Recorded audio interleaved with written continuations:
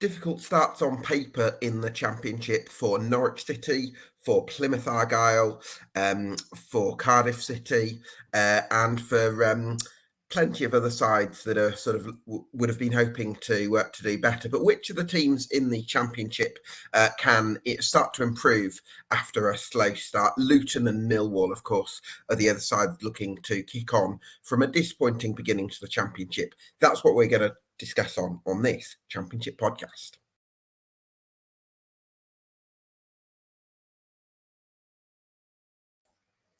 Yes, welcome along to the Championship podcast here on EFL Debate. Get yourself subscribed to us on YouTube and on Spotify, because that would help us out a lot. For now, I'm delighted to be joined by YouTuber and Luton Town fan Lewis Williams. Lewis, thanks so much for joining me. Really appreciate your time. 1-0 loss for Luton on Saturday, but it looked like on the balance of chances you had enough of them to at least get a point from the game and possibly win it. Just wasn't to be on the day. Yeah, pretty much summed it up perfectly there. Really, really poor decision making in attacking areas. We got into so many throughout the game, in the first half and in the second half, but either doing that extra pass or doing that extra touch, which then loses that major opportunity away. But yeah, just not being ruthless in front of goal has really cost us, and especially in the game against Preston, and also in the first half against Portsmouth before we went down to 10 men. Yeah, certainly did. What I'm really curious about, Lewis, is you've got, I think it's a 3-4-2-1 with Morris along with Chong just off Adebayo, but you've actually not really got a sitting midfielder, because you've got Jordan Clark, who likes to carry the ball forward quite a bit, and then you've got Shandon Baptiste, who likes to get into attacking areas, and he produced a lovely bit of skill to create a shot for himself, I think, in the first half at Deepdale. So it shows you've got kind of threats from all angles when you consider that you play with attacking wing backs as well. Yeah, 100%. I don't think the Clark and Baptiste combination in midfield is going to be a long-lasting one. With us signing Tom, I can't really pronounce his last name. I need to learn how to pronounce it, but I'm calling him Tom, our German superstar, who we've signed on loan from the Bundesliga, from Mainz. He's a defensive-minded midfielder, so I think he's going to be the one that's going to be like the sweeper, who's going to just do all the basics in terms of defending, while that allows Baptiste to maybe push further forward and show off his creative side. So I feel like going forward, that would be the balance. But currently, Tom is suffering an ankle injury. So we're going to have to wait a couple of weeks until he's back. Probably not until international break. But I think when he's fit and up and firing, then it'd be Baptiste and Tom in the centre of the park. Well, that's not ideal, is it? Every player's just starting to get injured straight away. But I think that's interesting, that, because if I look at Rob Edwards' Forest Green side, he gave a lot of freedom, attacking freedom to the wing backs, but the midfielders were tended to be the ones that had a bit more positional discipline. And like you say, I don't necessarily think that that's going to work so much with Clark and Baptiste. So it might be that you're needing a bit of a midfield rejig, which I guess isn't ideal as a recently relegated club with parachute payments to be going into the Championship and still not have your sort of midfield sort of set up and ready to go. But sometimes that's how it works. Yeah, I feel, well, for me personally, this is what a lot of Luton fans were addressing pre-season, about having it sorted by then. Instead, we're a couple of games into the season, it's not been sorted. And I feel like when you watch us against Preston, you look at a team that's had an interrupted pre-season, and it doesn't look like things are going to click until international break. We've had players be injured, we're signing players late on. We're definitely going to be doing business this week. And then came on Twitter today, X, and we've seen rumours about Chong and Ogbeni leaving potentially to go to Ipswich. So it's going to be a really mixed week, but then we're obviously going to hopefully sign up one or two more players. But I just don't think things are going to click until international break. I think that international break is going to be the most important for us. It's going to be like a mini pre-season where everyone looks like they're going to be returned back from fitness, hopefully injured free, and we could proper work hard on what the style is and implement with the right personnel. Because right now I feel like we've got the style, but we don't have the personnel to do it. We're just filling a hole on a temp basis, basically. Well, talking of recently relegated clubs that are doing their recruitment late in the summer, I'm joined by my co-host Ollie Mann from the Sheff United way. Hiya, thanks for that, Gab. It's always nice to be introduced with a slam. That's always how I like it. Ollie, we're just talking about Luton and their slightly disappointing start in terms of results, although actually, as we were discussing at Deepdale, they probably had the better of the chances and could have got something from the game. But where do you see Luton Town at the moment? Yeah, it's been a really bizarre one for me because I was really quite high on Luton. I was looking at them and I'm thinking, right, this is a team who have got stability. This is a team who are coming down and they're able to just build on what they've done before. But it's sort of what Lewis was saying there. Obviously, there's changes that they're looking to do. They're trying to make a little bit of a tweak in terms of how they're approaching it this time. And it just needs a bit of time to embed. Now, in the Championship, it's so hard to get that. I still think they'll be fine. But yeah, I think there's obviously a lot of work to do between now and that sort of second week in September. Sorry, I was just going to say, define fine for me. Fine, Gav. Yes. Yeah, indeed. I would say still there'll be a top 6 team. I still think they'll be up there. I just have a lot of faith, a lot of trust in everything that they're doing, and they will get it right. But yeah, it's going to be very frustrating for a few weeks, I think, before it gets to that stage. Do you agree with that, Lewis? Yeah, 100%. Like I say, international break, it can't come sooner for us. And also get rid of this transfer deadline day as well. Once that's over and we know what the actual team is for at least until January, then I can start right, this is what we need to do now. I feel like as well, because we haven't won many games since the start of the year, I think the team is low in confidence. And maybe it just needs a win. And then that, confidence just comes in and it can boost the whole team and it also can boost the supporters. Because even when majority of the time we were on top against Preston, I felt it in the stand. It's just, we weren't positive as a fan base. We weren't, we were obviously, of course, getting behind the team, but it just, the vibe just wasn't right like it normally would be. And I think it's just because everyone's just low on confidence. Ollie, I think I'm wondering if it's a theme because we're going to speak to a Norwich City fan later in the podcast, and I'm wondering if there's a connection between teams that are worried about their best players leaving and the uncertainty and things rumbling on, and maybe a bit of a slow start in terms of performances and results.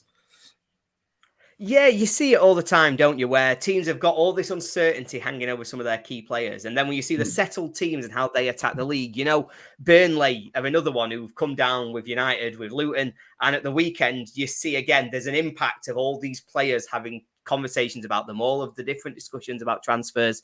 And so it definitely plays a huge part because what you want is to know exactly where you are and to attack the division with a sort of feeling of confidence. And you see it in United a little bit where you've got some of those players like Anel didn't play at the weekend. And it's because there's rumours, there's distractions, there's other things going on. So their mind's not entirely focused on the game of football in front of them and driving that. And so, yeah, I do think there's a lot of teams who will benefit from the end of the transfer window. I know we tried a few years ago to end the window before the season started. And I think it'd be very nice to try that again because it just makes such an impact on teams when they're having constant conversations like Lewis has referenced, like Ogbenny, for example. If they're playing in the next few days, what's his head at? Is he thinking, I don't want to get injured because I've got to Ipswich? Or is he thinking, I need to prove myself? Where's that going to land? And so it's just really important, I think, that we start to have that conversation again. Can we settle it down? Can we get away that teams can actually just be confident going into the season? Because all of that conversation above, it always causes problems. And you see it every season with different teams. But then those teams get stronger. October, November, you really start to see them surge. And I think that's what I'm expecting. Lewis, where do you think Luton Town are going? We've talked about outgoings. Where do you think Luton Town are going to need to strengthen in the remainder of the window? And do you think you are going to bring in one or two more? I think, so we're on the verge apparently of signing a left-sided centre-half called Nathan Ngoy.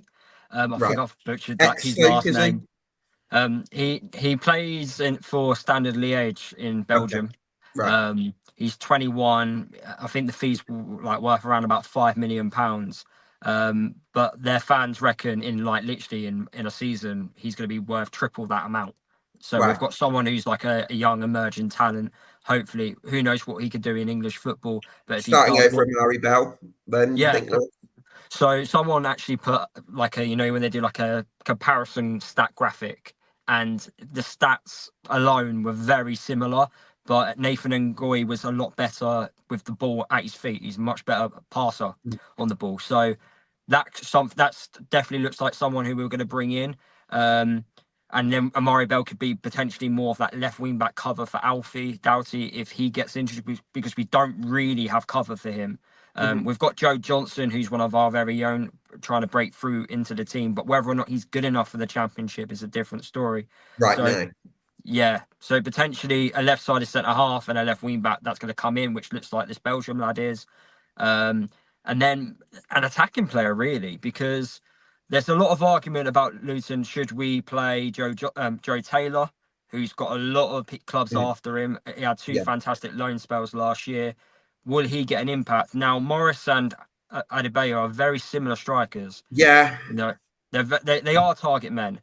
And I felt a game against Preston, it was just too similar. It was too one-dimensional. And then when Taylor came on, it gave Preston defence a different question to answer. So maybe another winger or striker to come in to give us something a little bit different. Yeah, do you know what? I think that's a great point, Lewis, because I think if I was a centre half, if you asked me, who would I mean, I'm not a very good centre half, so I'd be scared, I'd be terrified of playing. Hey, you're very tall. You're very tall. You win all those headers. I've got that going for me. I would probably pick playing Morris and Adebayo versus playing Morris and Taylor, or Adebayo and Taylor, just because Taylor's just got that pace and he's always running in behind. And I think the balance, the attack would work a bit better. And then you've got the space for Chong, because you've got him forcing defenders back, and then you get more space between the lines for Chong to work his magic. So that would be what I would do. I was amazed to think that, you're interested in maybe loaning Joe Taylor out. I think he's good enough to make an impact right here, right now. He's proven in League One, so I think he's... Yeah, that's what the fan base is saying. The fan base is like, why is he not given the chance? But obviously, Edwards sees him, day in, day out in training. There must be something in his game. I do like the big man and little man up top. I'm a massive fan of it. But you said it as well with Chong as well. Against Preston, he was the only one that was causing them all sorts of problems. They couldn't handle him. They really couldn't. They just kept fouling him because he was different. So I feel like you do need someone different. And then we've got like Chio Ogbeni, and we're playing him as a right wing back. He was the second fastest player in the Premier League last year, and he's not using that pace. And it's like he's being too cautious because he's playing as a right-sided wing back. And he's like defensive-minded more than attack. So it's just, I feel like you do need to have those different options. You can't just always be one-dimensional all the time. Absolutely. Lewis, who do you think are going to be Luton's? Who are the ones that have stood out in the first three games and maybe come out with some credit? Well, I thought Burnley were absolutely excellent out of possession against us. I've never known a team to deal with us so well like they did on that Monday night. I know we weren't as strong defensively ourselves because of our back line. We're playing with 3 players under the age of 21. Didn't really help the situation. But the way they counter-attacked was absolutely brilliant. I was actually meant players. Oh, players. Oh, what? Luton players. Yeah. Oh, sorry. No, not sorry. I probably should have. So you want to know what Luton players have stood out? Yeah, which player? So you mentioned Chong there has been that's not what it is, man. Yeah, so Chong, one of them, 100%. I hope he doesn't go, because for me, I've said it before the season. I think he's going to be one of the players of the season in the Championship. He's already got a goal to his name as well.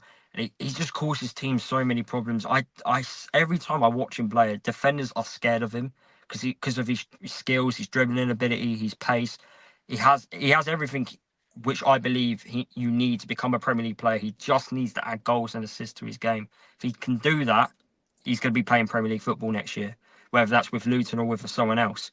I also think our brand new signing from Arsenal in Walters has really impressed me. For someone who's not played, first team football at professional level, wow.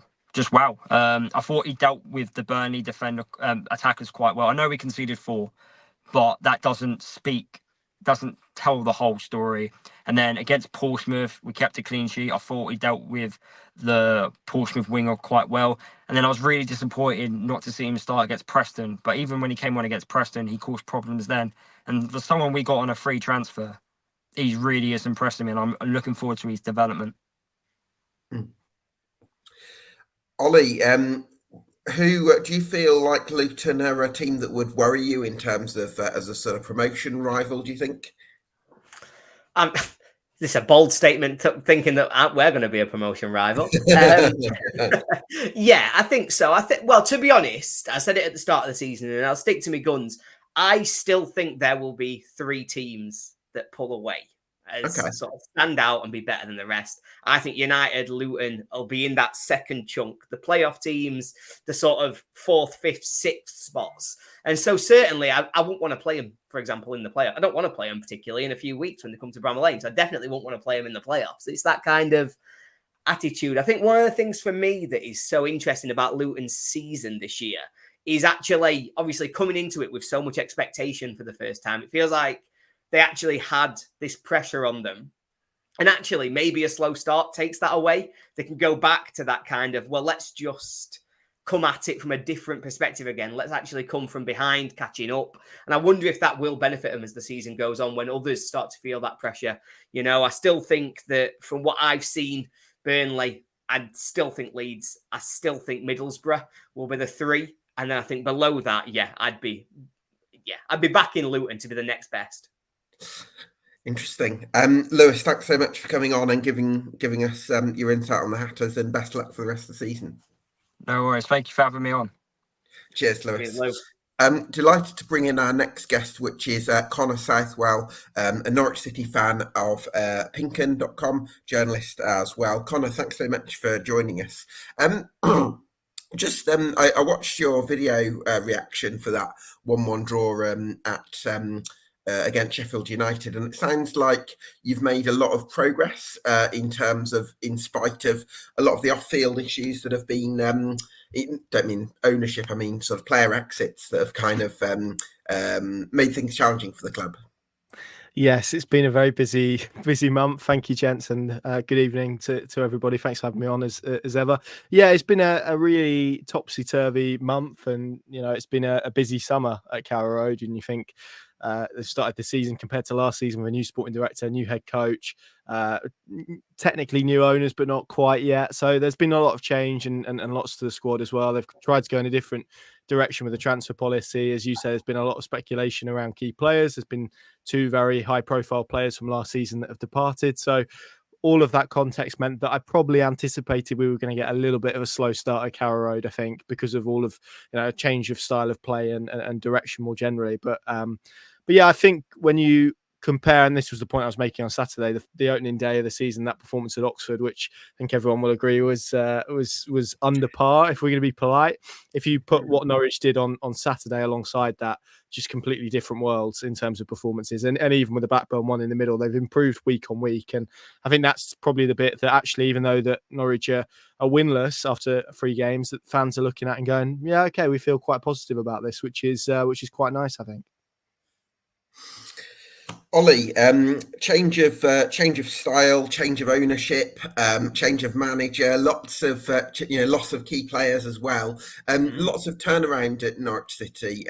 But I guess they'll be very keen to get that first win off their backs as soon as possible. Yeah, definitely. I think all teams, whoever you are, you want to get that first one, don't you? It just sort of calms everybody down. It sort of signifies the start of the season when you get your first win and you can really start to kick on. But they impressed me at the weekend. Obviously, with so much turnover and so much going on externally, you never know quite what to expect. Similar to what we just said about Luton, another team that probably will look a lot better after the international break when everything's settled down, they had a bit more time on the training ground and there's no more noise going on around everything. But yeah, I thought they were a good side. I think they're a team that, again, will improve. I think they've got a lot in there. I think the goal they scored, Amankwa, that little touch he had, and I think if they can build on that relationship between him and Sargent, that could be so important because yeah, that looks like it could be really exciting. And I do think they've got some fantastic players that are coming into the club. And so, yeah, I do think I actually spoke to one of Connor's colleagues last week, and I was looking at the Norwich team and I thought, you know what?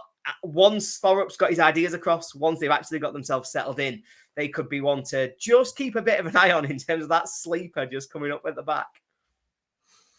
Connor, talk to me about Callum Doyle and the impact that he's made, because I think it's fair to say that you've had 4 fairly sort of robust, do you want to say no nonsense centre-backs, but Callum Doyle's someone you've got on loan from Manchester City who's very cultured. He played as a sort of a left back for Leicester, but someone who tucked into a sort of in possession back 3 last season, if you like, but he's certainly someone who can help Thorup implement his ideas.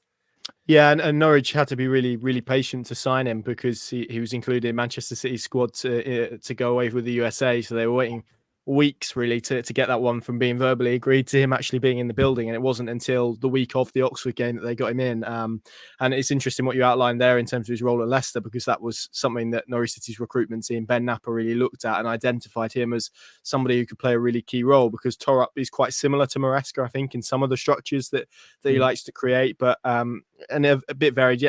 On Saturday, he did sort of a 2 and a 3 build up, but we have seen at points him go for a 3-2 sort of build up, and that left back tuck into the back 3. So it's an interesting role that he's got at the moment, because Jose Cordoba, another summer signing, Panamanian international that they signed from Bulgaria, which is it's about as mad as it comes really. But he's he's been away at the Copa America. He had a bit of a late preseason, only played 15 minutes in preseason for Norwich, so they're building him up slowly. But I think Thorup ideally would like to get Cordoba in at left centre back and Doyle at left back, and that be sort of the real structure, because as Ollie would have seen and kind of referenced on Saturday, a lot of what Norwich do is building up in deep areas, and you need people who are comfortable on the ball. And actually some of the struggle has been when Shane Duffy's been exposed, or when Grant Hanley on the opening day was exposed, and that's probably pushed him into the left centre back role a lot quicker than probably anyone anticipated. But yeah, he's started the season so well.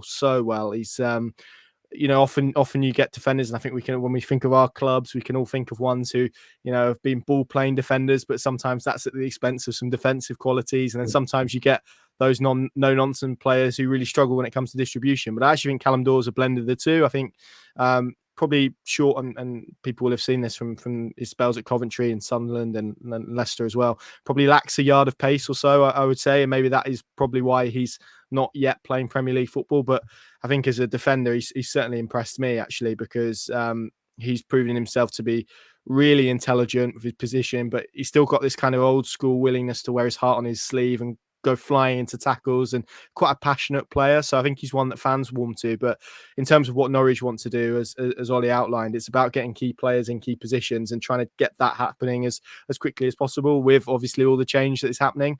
So it's not easy for Johannes off Thorup, but Callum Doyle is absolutely an integral part of that, for the qualities that I just described, because you've got that comfortableness in possession, that ability to go and break lines when Norwich need them to, and be a key part of their build up. But equally, then he's got the flip side of that, and he can defend. And he's a very smart footballer, and increasingly looks like a bit of a coup that Norwich City have been able to get him on loan for the season. Certainly, patience was a virtue in that instance, wasn't it? Josh Sargent, Connor, he started the season absolutely on fire, really, and that link-up play with those attacking midfielders, Forson would be one of them, who looks really impressive. I think it's just Borja signs as well. It's that ability for me where he sort of stretches defences, and I think he's a midfielder's dream, really, in the sense that he just makes the decision for the midfielder, because his runs are so good and so strong that it just becomes easier to pick him out because of that movement, and such an intelligent forward. Oh yeah, excellent. I spoke to Kenny McLean after the game on Saturday, and he was very effusive in his praise of him. Described him as the best striker in the league, and I think he said by quite some distance as well. Which obviously he plays with him, and I'm sure there's an element of bias to that, and people would throw other people in the conversation. But I think what Josh Sargent has become at Norwich, and he certainly wasn't this when he first joined the club, but he's developed, particularly in the last 12 months or so, since he was really given that number 9 role after Teemu Pukki left. He's a complete forward. You mentioned the threat in behind, but he's a threat in front as well. He can link the play, he can drop, he can take the ball in tight spaces. He's physical. He must be an absolute nightmare to defend against, because he's pretty complete. You can get tight to him, and he's quite happy to do that. You can give him space, and he'll run at you. He's fine to do that, and he can finish on top of that, as he documented on Saturday, although maybe not last week against Blackburn, where he I don't know if he had his boots on the wrong way around, but he let 4 massive opportunities go. But yeah, I think that the challenge for Norwich is in the final days of this window. Connor, I'd take Josh Sargent even with his boots the wrong way around. Yeah, well, yeah, exactly. I think Norwich would as well at the moment. It's that important for him, and yeah, it's gonna be now about keeping him to the end of the window. And we've already spoken about Gabriel Sara going, Jonathan Rowe going. He is probably the other one of that trio that fans were looking at, wishing would remain at the club.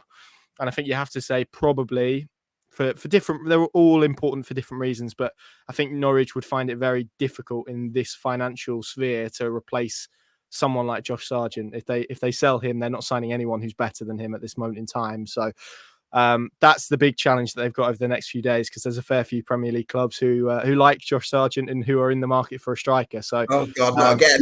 Yeah, so I think it's going to be a busy few days on that front. But yeah, Norwich need to keep him, and as you say, he's a tremendous talent. But watching his development from the lad that came from Werder Bremen in the Premier League with big money relative to Norwich and high expectations, and had to play out on the wing a lot and didn't look very comfortable, and missed an open goal against Brighton and was almost this joke figure at one stage, to now being what he is it's been an extraordinary development for him, and yeah, just a wonderful footballer. He's going to play higher than Norwich. I just hope it's not in this transfer window, because there's already been so many who have left. Well, I was going to say actually, Connor, because do you think that Josh Sargent's value is higher because you've already sold? Because if we think about it, I think you got 18 million for Gabi Sara, and then what was it in the end for Johnny Rowe? Remind me, was it 17? 14 guaranteed, plus potentially 3 more of an add-ons. So about 14. So 14 guaranteed. So you're looking at 32 million in the door on player sales, plus any others I'm not 100% sure on. But Adam Ida, yeah. Adam Ida, yeah. Adam Ida, yeah.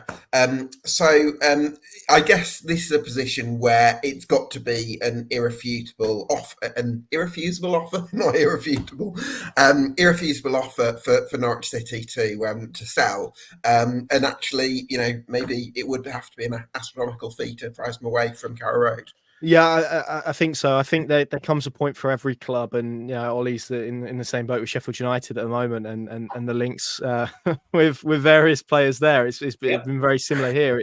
It gets to the stage where almost it becomes too late, I think, to do it, and Norwich are going to need, if you lose a player like Josh Sargent, they're going to need sufficient time to replace him. So, and obviously money as well. It's going to have to take a big figure. They've had bids, and there's been interest from the MLS. Johannes Hoff-Torup confirmed that, and they've had bids, I think, in around 20, and that wasn't enough to start the conversation. So I think it would have to be closer to 30, if I'm honest, 25, 30 to be in a position where you'd price him out of Carrow Road at this moment in time, of course, providing we don't get another Jonathan Rowe situation and he doesn't try and turn anyone's hand or anything like that. But not that really I expected Jonathan Rowe to do it, but I certainly don't expect Josh Sargent to do it. So I think at this stage it would be very damaging for Norwich to sell Josh Sargent, is what I would say. So therefore you'd have to look at a figure that would just be impossible to say no to. And I struggle at this moment in time to see a club producing that level of number. Yeah, I mean, Ollie, if you're putting yourselves in Norwich City's shoes, you've got this incredible centre forward, one of the remaining sort of key pillars of last season. He started in extraordinary form and looks like their big chance of getting into the playoffs. You sell Josh Sargent. It's one thing having the money, but then who's going to sell there? You're looking at loans at this stage of the window, aren't you? So what do you do in Norwich City's shoes if they do offer 25, 30? Yeah, it's a really difficult one, but I'm completely with Connor, really. I mean, there is a number. There will be a number that is just you have to accept. And I think everyone recognises that for just about every team in the world that's not Man City or Real Madrid, there's a number that you have to accept when the bids come in. But yeah, at this stage of the window, that's a real problem. I think if that bid comes in July, you kind of go, yeah, okay, this makes sense. We can do a bit of business here. With a week to go, that's not a position you want to be trying to be in, trying to recruit, trying to bring players back in. So it's a really difficult spot to be in. I think, like I say, Norwich will know better than I do about exactly what that number is, but you have to just hope that somebody doesn't come and meet it. I know we've been in a similar position. Obviously, we have rumours going around all the time about Gus Hamer, for example, and it's exactly the same. Maybe 2 months ago, £25 million enough money. Today, not a cat and else chance, because what do you do? How do you recruit? Who comes to the club afterwards? How do you replace that important a player? And I think what Norwich will want is to have a season of this change. You've got so much going on that you need some consistency, and you need that key man that you can build around, who you can put your hopes on, who the fans are sort of already invested in, who's going to help you to drive forwards, maybe aim towards the playoffs. Then next summer, all of that change has already taken place. You've embedded a new style of play. You've got the new manager. You've got the new structure, the new owners. Everything's then geared towards being able to push forward. You've got just a little bit more consistency. Then you can let him go and you recruit him from a position of strength. If he leaves now, you're not just recruiting reactively right at the end of a window. You're doing it at a point where you've not even really established what this next era of Norwich looks like. And so you really want to keep him around for another 12 months. And then I think you're in an ideal spot to take the money and improve upon the squad more broadly, rather than just having to panic at the end of a window.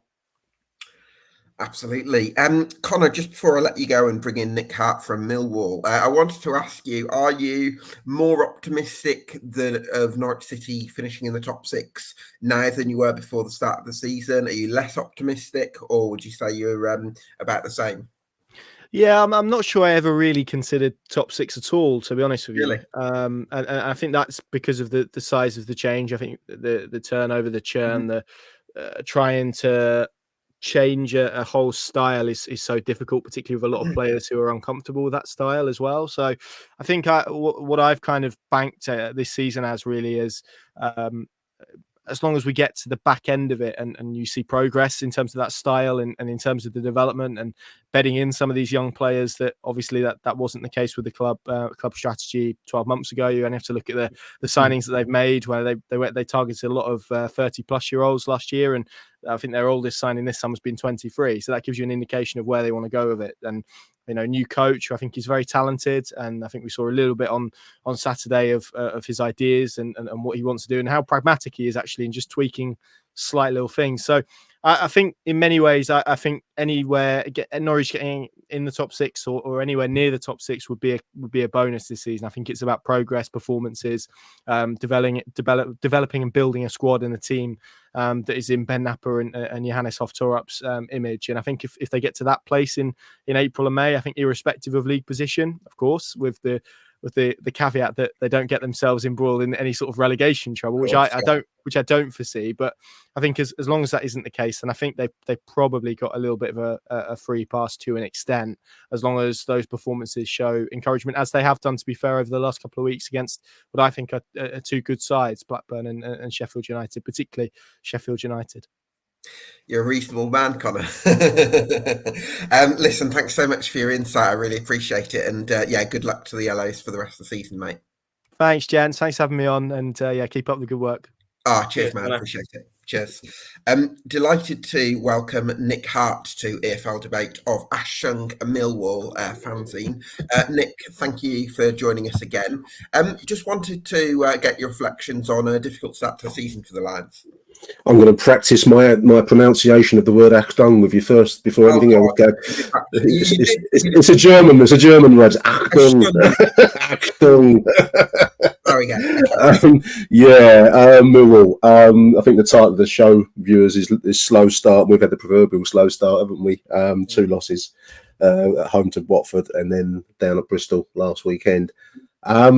It's been a strange start, Gab, to be quite honest with you, because we've actually done some good stuff as well. We're mixed in with some fairly uncharacteristic defensive mishaps. The goals against Watford, I think there was a free kick, there was a decent strike. Otherwise, you got goalkeeping errors and defensive errors. And to some extent, down at Bristol, we were gifting 2-0 leads. I think it was inside 12 minutes. I was watching it from the away end. So, that's not Millwall. That's not the kind of proverbial Millwallness that we've all come to love.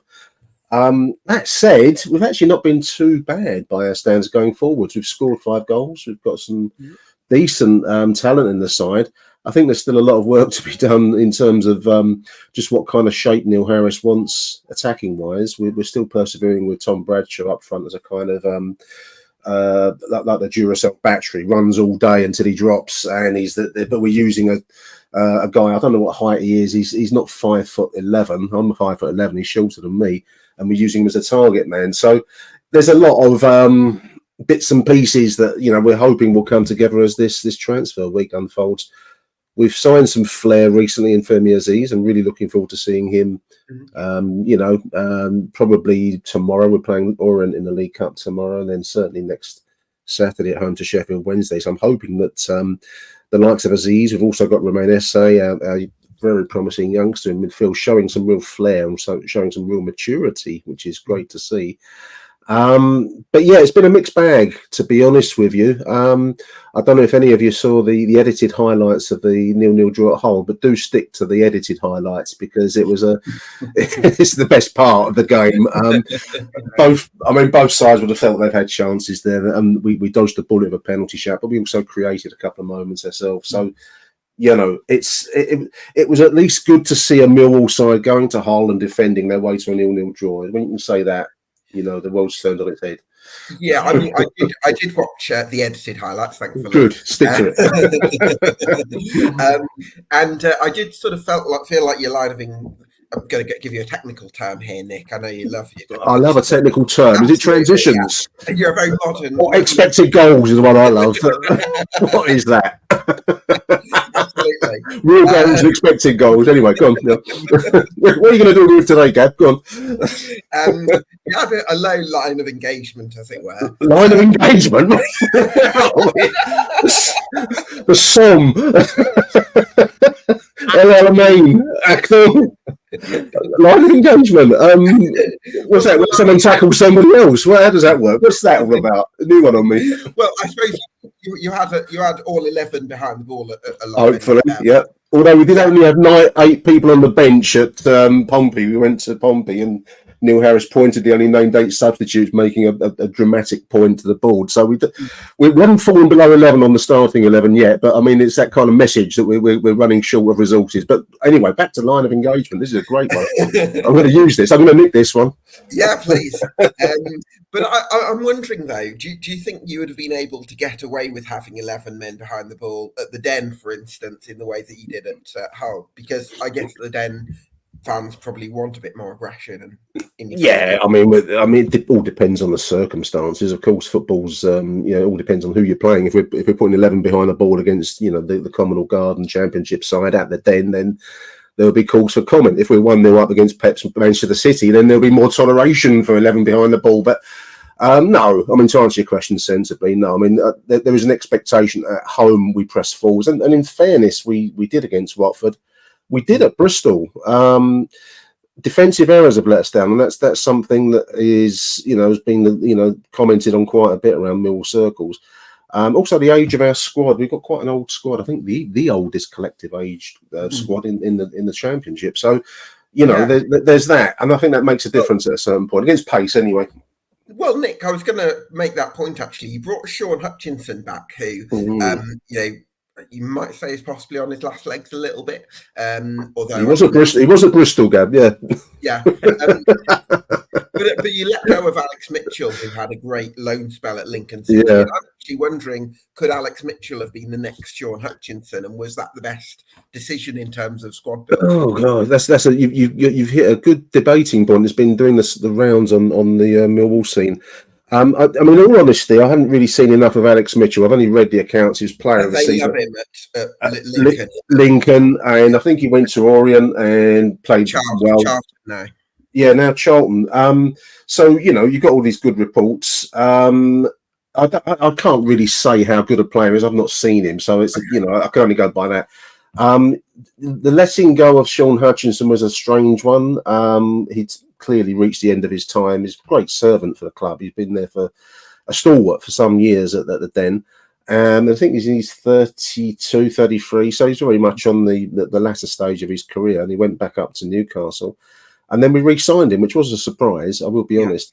We're actually not badly off for central defenders. We've signed Japhet Tanganga, which was a huge part of Saturday's 0-0 draw. We looked so much more sound in defence with Japhet there. So that was a coup. We must have spent some money. You don't really get any sense of how much Mill spend. Now we use only Swiss bank accounts, which are totally anonymous, and paid in crypto bitcoins or something. So you don't really know how much we've paid for players. But we must have spent on him. We must have spent on Femi Aziz. I can't imagine these players won't have been chased by other clubs with bigger resources. Interesting, just listening to the chap speaking before I came on. When I'm listening to Norwich having players moving and grooving for tens of millions of pounds, I think if we pay a couple of million for a pound, that's a huge investment by Mill standards. So there is always the money league, whether you like it or not. So we have to be a bit realistic. Realism's not the greatest asset of the Mill support, though, Gab. If you can import some realism, I think they sometimes expect Messi to be coming on for the Lions. But yeah, I mean, we've looked more solid. We look very solid at Hull. They had a couple of moments where they may have felt a bit unlucky, certainly with a penalty shout. But we were unlucky too going forwards. Better finishing would be a big asset. And I was just reading before I came on that we're interested in inverted commas in Josh Coburn from Middlesbrough. Again, a player I don't really know that much about him. So he's a very big physical specimen, Josh Coburn, very athletic. That's what I want. I want a big physical number 9 up front. I want to go 4-4-2. I'm going to get the ball straight down to him. That's all I want. That's all I ask out of my fortnight. I don't ask for much. I'm a simple man. But I think that's that. If that's where Neil Harris is going, we signed Macaulay Langstaff in the summertime from Notts County. I'm going to presume he's best used as the partner in big man, small man classic combination, because he seems to have the knack of finding space and nicking goals in the box. We're not, in fairness to Tom Bradshaw and in fairness even to Kevin Nisbet, who's just gone back up to Aberdeen up north, a failed signing from our point of view. In fairness to both of those players, we're not really using them as they should be employed. They are each decent finishers. I think Nisbet was a decent finisher. I think Bradshaw's a decent finisher if he's given the... A bit like Aidan O'Brien, Nick. Yeah, but they all need the big man, to do the work. Sure. A few years ago, we had Matt Smith, the classic. If we could only have cloned him and breed some kind of super race of Matt Smith strikers, then we'd be laughing, Gab. But I'm hoping that we make that signing. That's going to be a crucial one, because at the moment, as bright as we've looked going forwards, we just lack the clinical finishing in space in the box at the moment. Ollie, do you know of any decent target men around in the Championship at the moment that Mill could have? That are... 6'2" plus Ollie, and big, strong, and willing to put their head in where it hurts. That's what we're after. I think they are the order of the day in a lot of places. I was shocked. We played QPR a couple of weeks ago, and I was completely shocked by their sort of number 9, I think it was, because everybody in the ground was absolutely convinced that it was... Lyndon Dykes. Lyndon Dykes. Yeah, I thought it was Lyndon Dykes They've got a clone. They've got Lyndon Dykes, who is the quintessential big man number 9. And they've got another one of him, and I've got no idea who he was. He just dominated in the air for sort of 75 minutes until they put Lyndon Dykes on, and everyone went, wait a minute. Who is the previous bloke? Maybe we can go after him in that case, Ollie. That's certainly what we're looking for. I think it'll make a big deal. I mean, to be honest, on a sensible point, I mean, there's a lot of talk about teams playing this kind of possession, beautiful ticky-tacky style. Everyone tries to imitate the top table, and we all see it every week. But I still believe that if you play the football in a simple way and get the ball forward to a strong man, I'm not saying melt it down to the most lumpen approach, but you can still there's still a place for direct football. Spain won the Euros with a fairly direct style. I mean, I know we're all oozing over the skill of their youngsters, but they still got the ball forwards, and if you don't do that, you're going to suffer, especially in the Championship. So big week ahead, big few days. We're all kind of hanging on. We're refreshing Twitter constantly to see if we've signed anyone. We haven't yet, so I'll have a look after the show. Spain have really benefited from being more like Millwall, I think. Well, I wonder whether they're spies down at Calmont Road in Downham, having a look to see what we're doing. I think they must have nicked a few of our ideas. Nick, are you confident that that you've seen enough in the first 3 games that Millwall are going to stay up again?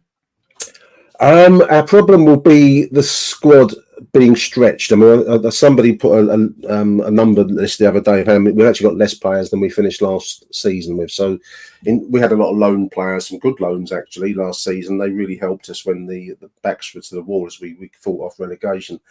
So we're actually down number-wise. We've got some good youngsters coming through, but as the proverb goes, you can't depend on kids. So we've got to find some bodies that are experienced at Championship level. I think that's what the slight soap opera we've had. Neil Harris came out with a press conference after Bristol, basically saying to the board, "Sign me players." In effect, boiling it down to a nutshell. And unless we do that, then we'll struggle when the injuries kick in, because that's going to happen. We've lost we've had no Zian Fleming. We've just had Murray Wallace coming back. Billy Mitchell was injured. There's a list of players that have not been available to us, and that won't get any better as the season wears on. You're going to get knocks and you're going to take injuries. So yeah, it's going to be. If we don't make signings, Gab, it's going to be a tough one, I think. But we do have enough in this. We've shown some good spine, some good fight. We came back from 2 down v Watford, only to lose it, and we went 3-2 up at Bristol, only to lose it. So it's finding that spine and steel. The bench has been the where we've lost it. Probably people coming off the bench, lack of. Ollie, do you think Millwall are going to stay up? I do think they are, yes. I think there's teams that I've got my eye on that I've just not seen much from. There are teams that have actually got their win or have got a few points on the board. But as you actually look at it, you look at I know Nick will love some of the stats that we've got and that we all give me the stats, Ollie. About. But Millwall's actually aren't bad. Millwall's I think they've outshot in most games. They've won the XG, I think, in all 3 potentially. And so it is just a case of finding that conversion. It's getting that sort of patterns going in the attack to make sure that they're landing. Obviously, maybe bringing in a player like Zian Fleming makes a big difference when he's back, when he's fit. So I do think they'll have got enough. I do personally have a question mark about Neil Harris and whether or not he is going to be the man if Millwall want to progress from where they are, if they're going to sort of put a reliance in him. I know he came in at a fantastic end to last season, but yeah, that's the question mark for me, if I'm fully honest, in terms of me completely buying into Millwall. But I think regardless, they've got more than enough to at least stay in the division, if not aim a slightly bit higher than that to be relatively comfortable. I think if Neil Harris was to rename himself Neil Von Harris, then people would ooze over him. It's because I'm presuming here, Ollie. I mean, he has a reputation of being probably the quintessential Millwall manager. I can't, he's managed at other clubs. I think he went to Cardiff and Gillingham and Cambridge. But if you were to say the name Neil Harris to anybody, it's Millwall, and that's where he is, forever attached. Like me, I'm forever attached to the club. He is too. I think there's more to him than maybe he's given credit for. Sometimes we're forever hamstrung with lack of resources compared with everybody else, which breeds a certain approach. I mean, we're pressing very high, which is an energy sapping approach. We're kind of on the opposition from the start. Great to watch. I think the first 2 games, maybe not Hull, but the first 2 games, if you're a neutral, were pretty good games to watch. They're end to end and committed tackling. And I don't know, amongst all your XG leagues and anything else, if there's a bad luck league, I don't know, we'd be top of that at the moment because we were unlucky. Hitting the post, I think we've hit the post about 3 or 4 times in these opening games. So we're certainly winning the bad luck league at the moment. So, on other occasions, those go in and results look different. I think Neil Harris uses that. What's the word? There's a slight sniffiness about amongst the expensive league clubs of the division because they regard him as Millwall's manager and all that comes with that. I think there's a lot more to him than meets the eye. Of course, if he had maybe, I don't know, Leeds budget, then he'd be signing different types of players. But we love him down the den. Good. And that's what matters. Sometimes I would say probably the same a little bit to an extent about Wilder, where actually there's no club where it works like it works at Sheffield United. He's attached to that club. Yeah, you have the man, he's with the club, and it's just the right match. And actually, if that's the buy-in and the fans are with him on that, then you can see how far that takes it. I think the reason that I have the question mark is that games are so tight margin. I think looking back to sort of, even when he came in at the end of last season, it's one goal either way, isn't it? It's 1-0s, 3-2s, 2-1s. Every game's sort of on that balance of margin. And it's just whether or not he's the one who's going to inspire them to sort of be on the right end of those really close games. But if the fans are with him, the club's behind him, he is fighting against it that isn't competitive, then you know better than I do. Well, home form's going to be crucial, and that very point. I mean, if you can get the crowd involved at the Den, it's a powerful weapon. It equalises all the other things we've mentioned. That's going to be the big question mark for the season. No one can do that better than Neil Harris. It's whether you can stretch that over a 46 game, 23 home games. If you can stretch it over the season, that's going to be the question. But we'll see. It's going to be an interesting week at the Den. Yeah. If you want your extreme stats, Nick, you'd currently be 12th. On the Bad Luck League. Yeah, you'd be 12th on the Bad Luck League. There you go, Nick. Brilliant. Don't make me laugh. I've got cold. I'll be coughing. Keep up the great work with the fanzine, Nick. And, thank you. Thank you, guys. Good to see you, Ollie. Nice to meet you both. Take care, chaps. All the best. Yeah. Delighted to be joined now by Matt Angel from the Cardiff City world. Matt, thanks so much for joining us this evening. Talk to us about a difficult start for Cardiff and I guess the importance of that Callum Robinson equaliser in the derby yesterday. Yeah, if I start off from the beginning, then obviously Sunderland at home, 2-0 defeat. We didn't play too bad, to be honest. Arrow Bullet have tried to change tactics a bit from last year. Home performances weren't acceptable, if I'm completely honest with you, when I was putting it mildly.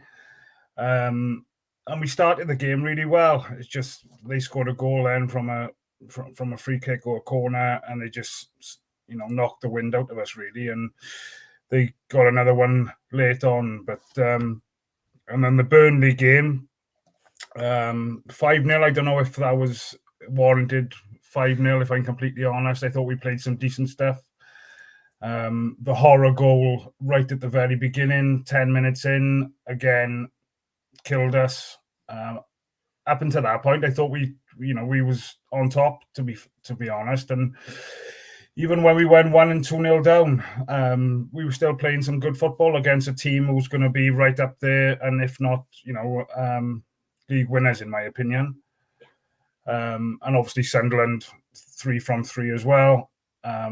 So it was always a difficult start, the 2 games, and then obviously the South Wales derby yesterday. Watching that yesterday, frustrating first half, if I'm completely honest with you, as a Cardiff City fan. Perhaps, Matt. Sorry, I was just saying, do you think you showed them too much respect in the first half? We just allowed them too much time on the ball. The first couple of games we played and pre-season games, we had a very high press. Now the new striker who come in, Wilfred Kanga, wasn't played much. Didn't have a pre-season with us, and Aaron Ramsey, and I don't really see Aaron. I don't think Aaron Ramsey now has got the legs to be able to do the pressing up top. Yeah, Matt, do you mind me expanding on that? Because I'd really love to hear your points. I felt in the summer that it should be Ruben Colwill starting in the 10 role and Aaron Ramsey should be off the bench. Because literally, I feel like every time I watch Cardiff City, Aaron Ramsey starts in the 10 position and doesn't do very much, partly because of that energy thing that you mentioned. And then Ruben Colwill comes off the bench and lights things up. Now, I don't think actually Colwill came off the bench for Ramsey yesterday, but I just feel like Colwill is maybe a better fit now for the number 10 role. And I think Aaron Ramsey, I don't know if he's starting now on performance levels as much as the name Aaron Ramsey. And for me, I think Colwill, there's got to be a changing of the guard.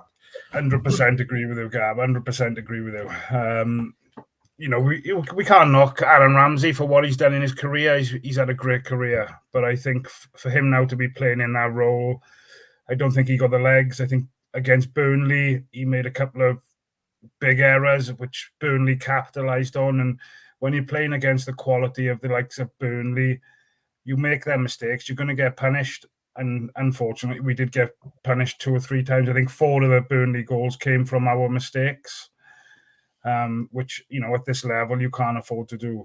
But going back to your point, I think when Ruben Colwell come on in the second half yesterday, I was expecting him to come on for Ramsey, if I'm completely honest with you.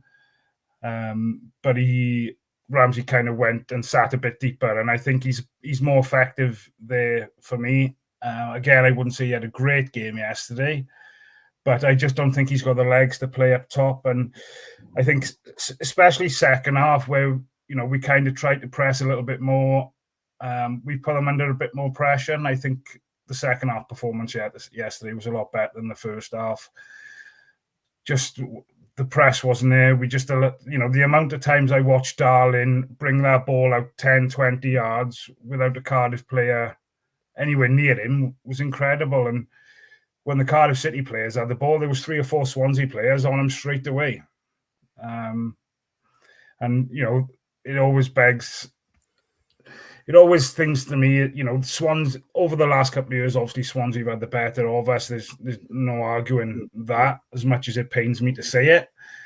But it always looks as if Swansea get up for it more than Cardiff City ever do, which is frustrating because, it's the biggest game in both our clubs' season, really. I know it's only the 3rd game in, but it's the one we all look out for when the fixtures come out. That's the first one you're looking for, is the Swansea games.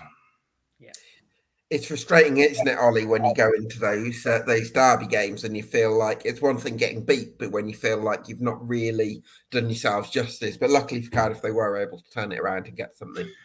Yeah, great finish. The subs who come on made the difference, really. But for me as a fan, it's frustrating that we're not.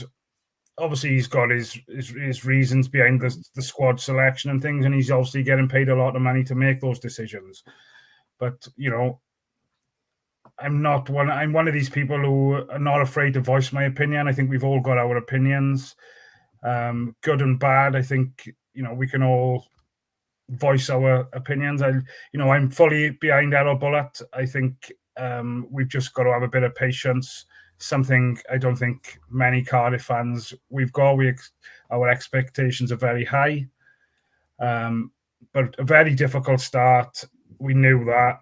The frustrating thing for me yesterday was there was glimpses in the first 2 games of the new way Errol Bullitt wanted to play. Come the first half yesterday, that gone out the window. It was gone. Didn't see anything there that resembled anything from the first 2 games that things were looking to change. And yeah, it was a frustrating watch, but I'm glad Rob got on the end of Ollie Tanner's cross in the 79th minute yesterday. Yeah, that's a big moment, I think. Because I think the second half performance was so much a step up in terms of what we were seeing out of Cardiff, getting that next level. And so I wanted to just make sure we do echo the thoughts, because I think it's really easy to look at some of the results, particularly that Burnley one, and people say, oh, they must have got battered. I know Burnley fans, and my friend was very clear that he felt, actually, for about 75 minutes, Cardiff were, if anything, the better team, that they'd actually really stepped on to Burnley, really pushed them back, made them do things they didn't want to be doing. It was just that horrendous mistake right at the start of the game had almost skewed it a little bit so that Burnley could afford to let you sort of do that. And so I certainly think that there's been glimpses there in the performances that it is going to come, and that actually at some point that luck will go in your favour a little bit. But what do you think's missing from the squad at the moment? What do you think? So say there's 5 days left of the window. Is there business to be done for Cardiff, or is this the squad and it's just about getting the most out of it now? Yeah, 100%. We need a goal scorer. And obviously listening to the chap who was on before, we need an out-and-out goal scorer. Now they like rocking horse. I'm not going to say the second word, but we just need we haven't had a goal scorer score 15, 20 goals since Kiefer Moore back in, I can't remember the year it was, but I know they're hard to come by, but Kanga had the one chance yesterday. I was really hoping he would have scored yesterday, really, because that would have given him a hell of a confidence boost, really. Robinson was on fire during pre-season and kind of hasn't really had the run for the first 2 games. So I was glad he came on yesterday and obviously had an impact and made a difference. Great finish from him.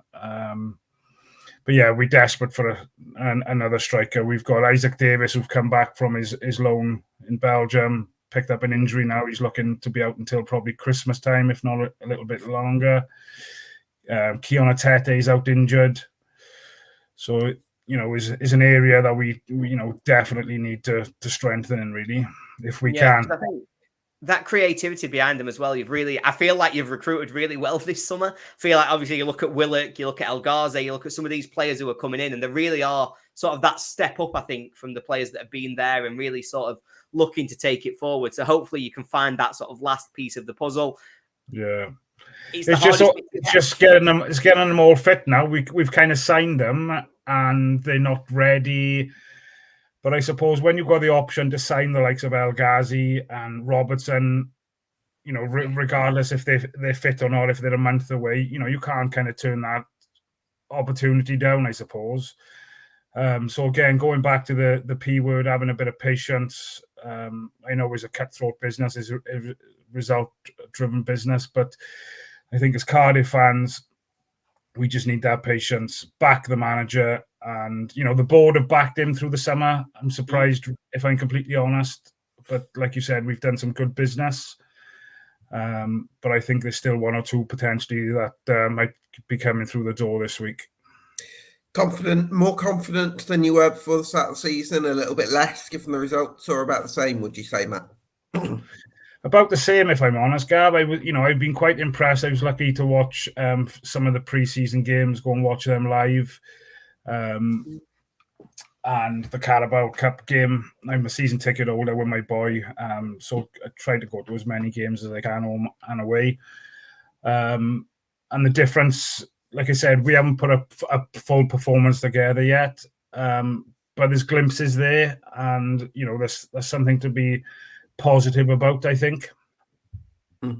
Hopefully so. Matt, thanks so much for joining us, and good luck to City for the rest of the season. Lovely to meet you guys, and hopefully I can do it again sometime. Top man, cheers. Appreciate that. Thanks, Matt. Take care. So we're just going to finish off, if you've got a moment, Ollie, to listen to Joe Bell from Argyle Life. Here's what he had to say on the Green Army. Hi Gab, good evening everybody. Where are Argyle at the moment? Very much in transition. Obviously pre-season was mixed bag really, not really too many challenging fixtures thrown in there, and some good performances but plenty to work on. And then the opening day couldn't have gone any worse if we tried. Completely outrun, outthought, outplayed, out-tackled, out-muscled, out-tacticked against Sheffield Wednesday. Who really put us to one side, and it was as bad as it could have got. There were obviously some choice words said by Wayne in the group after that game, and we really saw a response then against Cheltenham in the Cup and Hull last week. So yeah, it's been a transitional start to the season. I think we're going okay. The last 2 performances for different reasons have been very good. Obviously Saturday in real adverse circumstances against Queen's Park Rangers, but there's a lot to be said about that one. It's probably not the time to do it. So look, we've started off okay. There's plenty of things that I think as supporters we're quite happy with, but obviously there's still plenty of things to work on. As for losing Michael Cooper, well, it sort of seemed inevitable. Once we'd heard the story that he wasn't going to sign a new contract, it was something the football club obviously felt like they had to do. He's gone to Sheffield United. Good luck, Ollie. With Coops, he's a very good goalkeeper, one of the best in the Championship, certainly one of the best in the EFL. I don't think it represents a good deal for the football club, personally, but that's just because of the way events have panned out in the last couple of seasons more than anything else. Nobody's to blame for that. And Coops is gone. So we move on. Obviously, the signing of Dan Grimshaw from Blackpool sort of alleviates that. Now we've got competition for the number 1 spot. And what a timely performance it was from Connor Hazard on Saturday against Queen's Park Rangers. Absolutely superb. I think it was something like 8 saves in the box and 64, 65 touches of the ball. So superb performance from him. He needed that, one of his best, if not his best, in an Argyle shirt. That would just give a little reminder to Wayne Rooney that he still wants that number 1 jersey, even if we're not going to have an actual number 1 jersey this year now that Coops is gone. So yeah, it was a timely performance from him, and look, sure, I'd have loved more money for Michael Cooper. I now hope Sheffield United go and get promoted, because then we get a bonus for that. So yeah, best of luck to them in the 2 other games, other than the 2 games they play against us, and best of luck to Coops for the rest of his career. We played a big part in it, but just like any player who leaves Argyle, that's it really for my interest, unless he comes back. As for Morgan Whittaker, obviously the world saw once again just how good a player he is and what talent he possesses with that unbelievable goal on Saturday. There will of course be speculation between now and Friday as to his future at Home Park. I'm going to be quite robust and say I'm fairly confident Morgan Whittaker will be a Plymouth Argyle player on September the 1st. I don't see any sort of deal now that would represent value to the football club, given how little time there is in the window. He's such a key player that we'd have to try and replace, and there's just not enough time to do it, even if substantial money comes in. So I think it would take substantial money to prize Morgan out of the football club. He's very happy. He echoed that in his sentiments to Jonathan Oakes and Sky Sports on Saturday afternoon. He just wants to be playing football, and right now he's enjoying it at Plymouth Argyle. So long may that continue. And then of course we got the small matter of the return of Stephen Schumacher to look forward to on Saturday at Home Park after the trip to Vicarage Road tomorrow night. So it's never a dull moment with Plymouth Argyle, as I say to you every time I come on, Gab. It's a busy period. I would expect us to be busy this week. A couple of players will have to just go out and get some game time, whether that's a loan or a permanent. I think we can expect Home Park to be a busy building this week, and I would still expect 1, maybe 2 more to come in as well. We've got one loan still available to us, as well as a bit of money in the budget, we all presume, with the sale of Coops. So yeah, we'd expect a couple of signings, certainly 1, hopefully 2, with 2 or 3 maybe leaving the football club on loans or permanents before the week is out. And then, as I say, the small matter of the man who gave us one of our most enjoyable seasons ever, coming back for the first time on Saturday, and all the connotations that lie in front of that. But overall, if you'd said to me after Sheffield Wednesday that I'd be here 2 games later feeling relatively upbeat with what I've seen in the 2 performances since, I probably would have thought you're a madman. But I have seen enough. I have seen signs that it's working. I thought we were outstanding against Hull City. Very unlucky not to win the game, and we were resolute, we were dogged, we were fully committed on Saturday in the face of adversity to get that point out of Loftus Road. And that's the second time in a row we've had to dig in to get a draw there with a red card involved. So yeah, look, the building blocks are in place. Obviously for Wayne Rooney, he needs to get a win quickly, as with any job, but particularly with the microscope that's on him. But I think we're seeing enough signs to be positive. And yeah, what perfect time to get the first win than against Stephen Schumacher on Saturday. So it's all good. I hope to be able to join you properly in the near future, Gab, to discuss Wayne Rooney's tenure in more detail. But yeah, that's a basic overview of where we are at the moment. If the season ended now, I'd be a very happy man. Well, there you go. Thanks to Joe Bell there with his insight from Argyle life. And yes, we'll certainly have you on the podcast live, hopefully in the near future. Ollie, it was Argyle had to show a bit of resilience, didn't they, to come back from conceding really early on. You know, could have been forgiven for thinking, oh, here we go again after conceding 2 minutes in. And then they got themselves level through a stunning strike out of nothing from Morgan Whittaker, although I don't think they had responded well to going behind. But yeah, it was that resilience after the red card that was really the key, wasn't it? Yeah, it was, and you've got to really give them a lot of respect for that, because the way that they absolutely crumbled opening day, that I was ready. I would paying out if I were a betting company. I would paying out. I would Plymouth are gone. Don't worry, guys. We'll play for another 3 spaces. And so it was really interesting, obviously, to see that they've overcome that. That clearly something that Rooney is doing with them on the training ground in terms of working on the mentality. There's something there now that's keeping them going. But, and I have to focus on the but, there's so much positivity there. There's all of these fantastic messages about their resilience, about the way that they've sort of kept themselves going, by the way that they attacked that game and really responded well to QPR's goals. But they did, if we're being totally frank, get absolutely battered. And we're very lucky to come away with that point. It's not like this was a battling, deserved draw where they've come up against the odds. Their keepers had an absolute worldie of a game in a game where they have been repeatedly broken down and sort of really relied on that individual brilliance to get them through. So there's a lot of positives there and so much improvement from day one that I echo some of Joe's positivity to say, actually, you can see the progress that's happening within this squad, within this group of players and within this club. But with the dose of realism of there was every chance that on another day they lose 4-0 again on Saturday because someone doesn't score a worldie and you concede one of the many, many chances that you give away.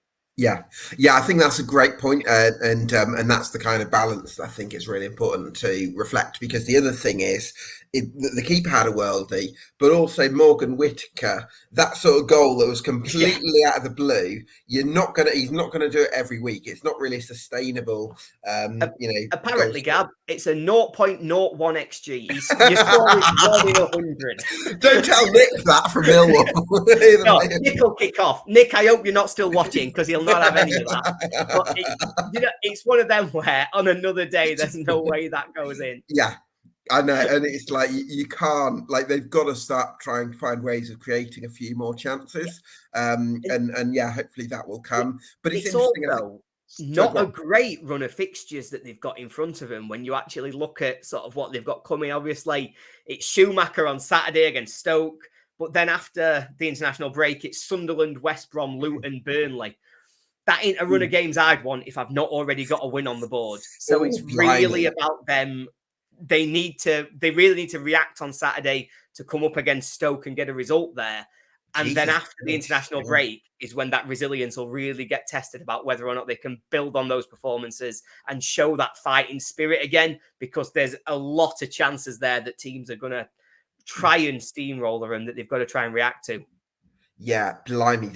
I'm glad you mentioned that, because that Sunderland, West Brom, Luton and Burnley is an absolute killer run of fixtures. So they've really, I think they've really got to try and beat Stoke, because they'll be lucky to get 2 points from those other 4 games.